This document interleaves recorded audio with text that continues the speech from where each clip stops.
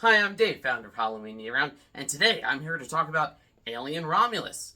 I know what you're thinking. You're thinking, Dave, didn't you already do a review of Alien Romulus? Isn't it already on your channel? Didn't you already do a 60-second reaction video for it? Aren't you tired of talking about Alien Romulus? The answer to all those questions is yes, yes, and no. So yes, I did a spoiler-free review. This is going to be my much more in-depth kind of spoiler rant, I'm calling it. It's a review, but it may turn into a rant. So, obvious spoiler warning here at the top. If you have not seen Alien Romulus and you do not want it spoiled, go watch the movie and then come back here. You better come back. And then watch my thoughts on it here. I will put a link to my spoiler-free review in the description just in case you want to check that out. But there are certain elements of this movie that my main opinion of this movie is influenced by something that is kind of a spoiler. So, I have to put that warning. And without further ado, let's talk about Alien Romulus.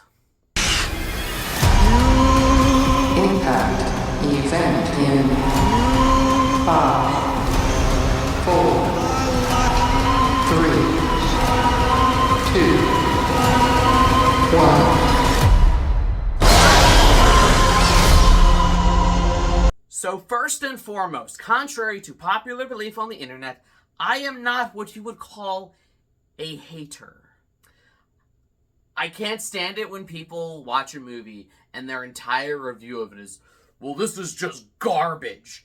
And that's literally the only thing they have to say about it. I'm like, really? It's garbage? Like, it's that bad? There are very few movies out there that I would even consider to be garbage. And even then, I would express that opinion with more words than just garbage. Anyone whose only review of a movie is, well, it was garbage, they're probably not worth listening to anyway. So, there are things I liked about this movie, and in fact, it's because there are things I liked about this movie. It's because this movie has so much going for it that I'm so frustrated by it, because the stuff that bothers me holds back what is otherwise a really, really good movie. But allow me to explain. So let me start with the things that I like. I really like the whole first act where we get that glimpse into, like, that mining colony. It's very, like, dystopian, late-stage Uber capitalism where we've literally just brought back indentured servitude. And I feel like had this movie come out back in the 70s and 80s, would have been like, oh, that'll never happen. But, like, with everything going on and you know, financial, you know, instability and the economy and all that, people going back to basically being indentured servants for companies frighteningly doesn't seem that far-fetched in a few decades or maybe a century, and that scares me. In this franchise, we've mostly seen, like, science officers, we've seen ship crews, we've seen the people kind of in power. We've seen Peter Weyland. I like that this one focuses on ordinary people who just have dreams of a better life. I think it's extremely relatable, and I think it's why our protagonist, played by Kaylee Spaney, does a really good job. Yes, she has strong, young Ripley vibes. I know they cast her because, you know, that shot where she's holding the gun looks a lot like Ripley in Aliens. I get that, but I really, really like her in this movie. I was a fan of hers. I know she played Priscilla Presley in that biopic Priscilla. I saw her in Civil War earlier this year. She's having a hell of a year with, like, 3 really popular, strong movies and strong performances by her featured in them. So I like her as a main character, and I buy, like, her goal and quest and dream to kind of, you know, have a better life. I really, really like her android, Andy, played by David Johnson. He does an excellent job of kind of playing multiple versions of the character. Like when they get on the Romulus ship and, you know, they implant him with the science officer, you know, little chip. He suddenly goes from Lenny of Mice and Men to Hal 9000. And I think that actor does a really good job of portraying both equally. And I love that even his accent changes, like, even in deep space in the future, There's this stereotype that British people are smarter. So when they want him to be more intelligent, he's British. I know that's not the actual practical reason. It's because the science officer on their ship was British, that android. But it's still funny to me that it kind of has that, connotation, which I'll get to that point in a minute. I'm still talking about the stuff I like. Fede Alvarez directs the hell out of this movie. Every problem I have with this movie has nothing to do with Alvarez's directing. This is the first movie since the original Alien that truly feels like a horror movie, like a slasher in space. I love the suspense. I love the tension. I love the claustrophobia with which he shoots the film. You're on this cramped little spacecraft, especially before they get on Romulus. They're on that little dinky scavenger ship. And you, the audience, feel like you're crammed in there with them.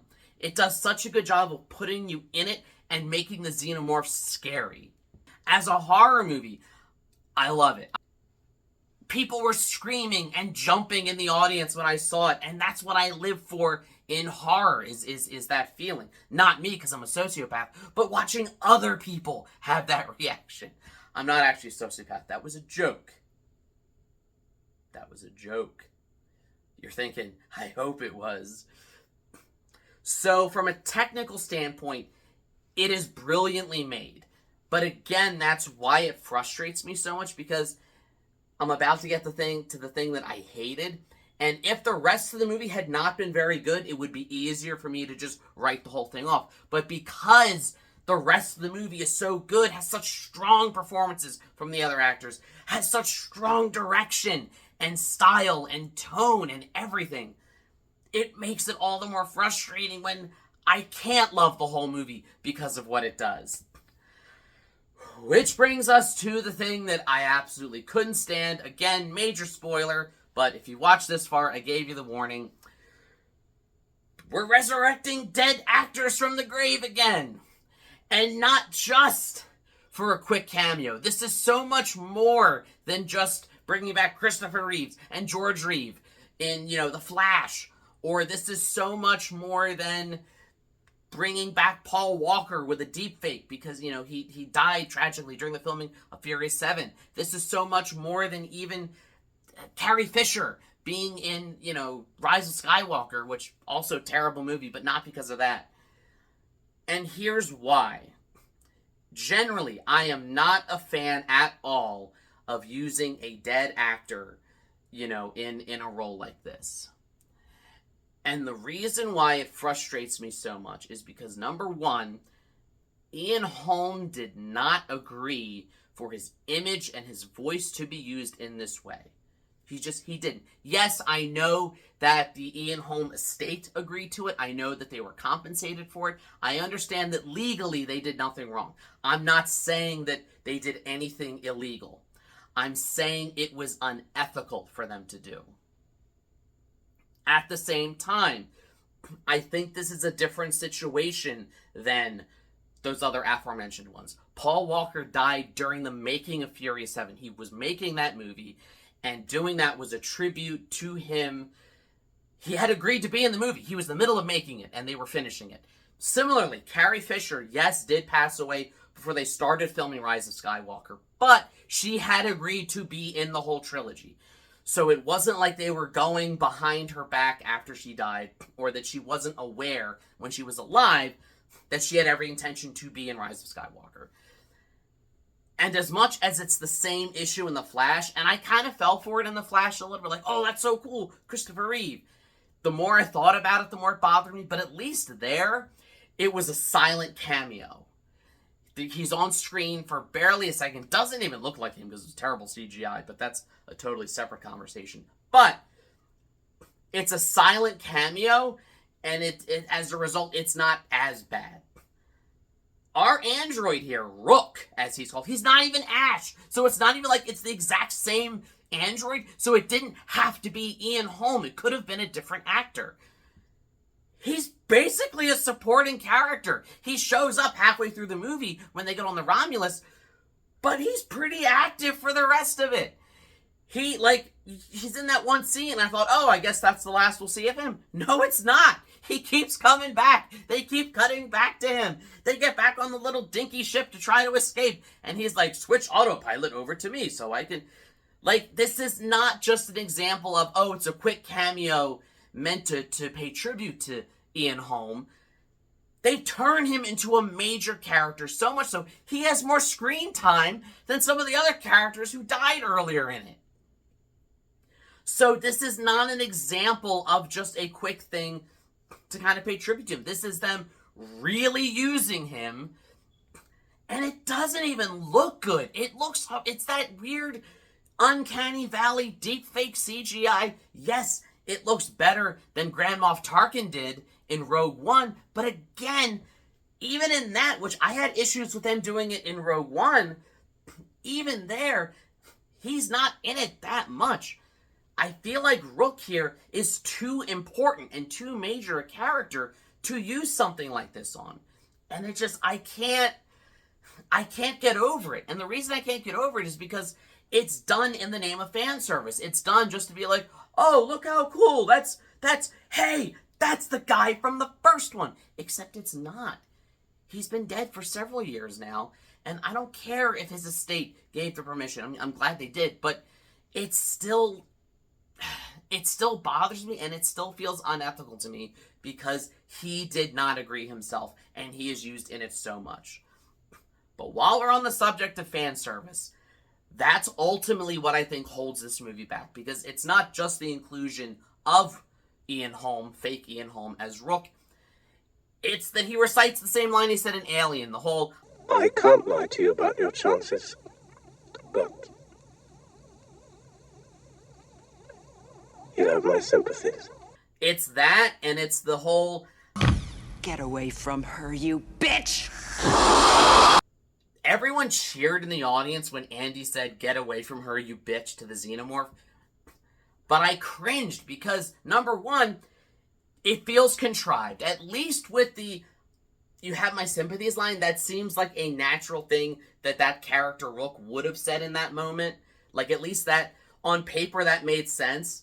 But the get away from her, you bitch, just kind of came out of nowhere. And it's like, we get it. You're trying to remind us why we love the original Alien and Aliens. But what are you doing in this movie to win us over? Like, yes, those movies were great, but I can go watch them. It's the reason why I hate fan service for the sake of fan service, because it's like, oh, here's why you love this older movie.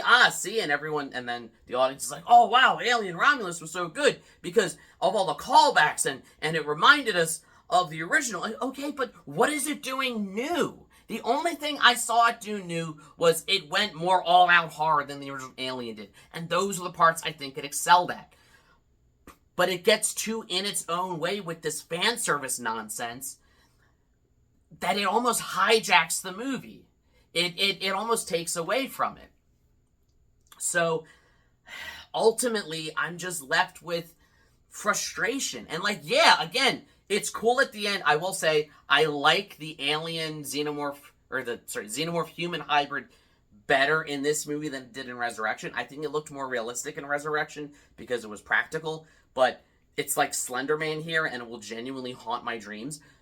But you could have still done that without having to resort to those lines, without having to deepfake Ian Holm to come back. And I think had you not done those things, this movie would have been probably my third favorite behind Alien and Aliens. But now, it's much lower. Prometheus is actually my third favorite, which again, I know I'm in the minority here that I defend Prometheus. I love that movie. It was trying to take the franchise in a new, interesting direction by introducing the whole mythology of it with the engineers and the religious aspect of it that I found really interesting, you know, just from a story and thematic standpoint.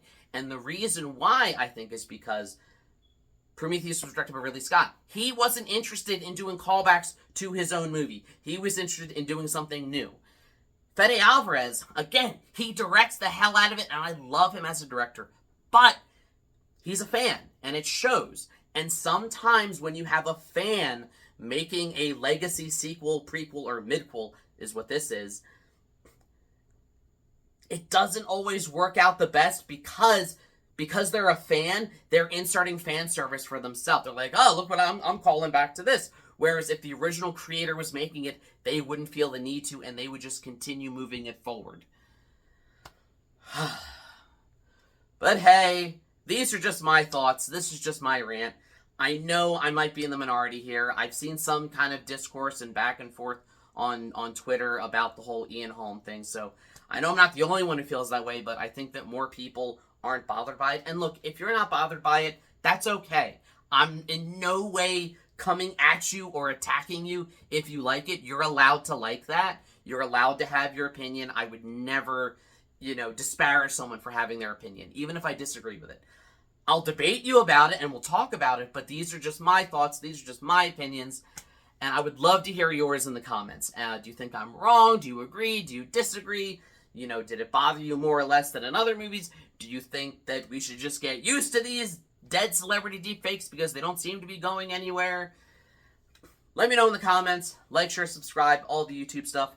If you don't, you may end up trapped in Alien Romulus. Not with the characters of the movie, but trapped having your likeness used in weird deepfake EI long after you're dead. And as always, every day is Halloween.